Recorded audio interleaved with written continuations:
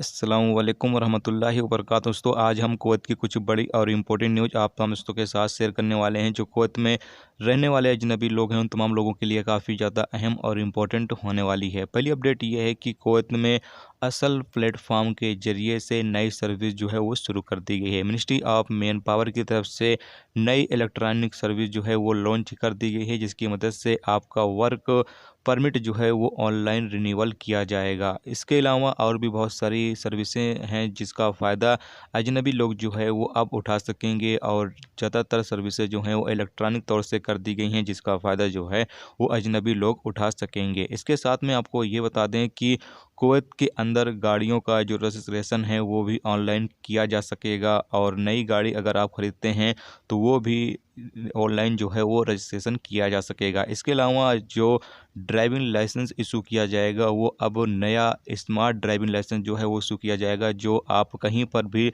लेकर जाते हो, कुवैत के अलावा किसी और देश में लेकर जाते हो तो वहाँ पर भी वो ड्राइविंग लाइसेंस जो है वो काम करेगा। तो ये एक बड़ी अपडेट है ऐसे तमाम लोगों के लिए जो इस वक्त कुवैत के अंदर अजनबी के तौर पर मौजूद हैं।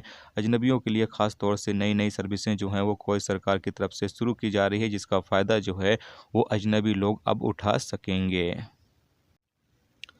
दोस्तों अगली अपडेट ये है कि कुवैत में लगभग 74,000 वर्कर अभी भी जिनका कॉन्ट्रैक्ट ख़त्म हो चुका है अभी भी सरकारी कॉन्ट्रैक्ट के तहत रजिस्टर्ड हैं, यानी उनका जो कॉन्ट्रैक्ट है वो ख़त्म हो चुका है फिर भी अभी रजिस्टर्ड हैं। और इस हवाले से जो कार्रवाई है वो अब की जाएगी। जो ठेकेदार लोग हैं उन तमाम लोगों के ख़िलाफ़ जो है वो कार्रवाई की जाएगी ताकि इन लोगों का जो मसला है वो हल किया जा सके। तो अभी आपको बता दें कि फिर एक बार कि 74,000 ऐसे गवर्नमेंट सेक्टर में वर्कर हैं जो रजिस्टर्ड हैं, और उनका जो कॉन्ट्रैक्ट है वो ख़त्म होने के बावजूद भी, यानी उनको अभी तक कोई से भेजा नहीं गया उनका कॉन्ट्रैक्ट ख़त्म करने के बाद।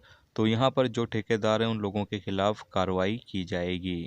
अब दोस्तों बात कर लेते हैं, जैसा कि आप लोगों के बहुत सारे सवाल आ रहे हैं नए वीज़े को लेकर। दोस्तों आपको बता दें कि नया वीज़ा के हवाले से जो भी अपडेट आ रही है वो मैं आप लोगों के साथ शेयर कर रहा हूं। फिर भी जैसे ही नया वीज़ा शुरू होता है या फिर जिस भी देश के लिए नया वीज़ा शुरू होता है, जैसे ही अपडेट आती है मैं आप लोगों को अपडेट कर दूंगा। और जो भी वीज़ा शुरू होगा, जिस भी नंबर का वीज़ा शुरू होगा, जो भी अपडेट होगी वो मैं आप लोगों के साथ शेयर ज़रूर करूंगा। बहुत सारे दोस्तों के अक्सर सवाल आते रहते हैं वीज़ा के हवाले से कि भाई 20 नंबर वीज़ा कब शुरू होगा, 18 नंबर वीज़ा कब शुरू होगा। जब भी वीज़ा शुरू होगा दोस्तों हम आपको अपडेट फ़ौरन ही कर देंगे।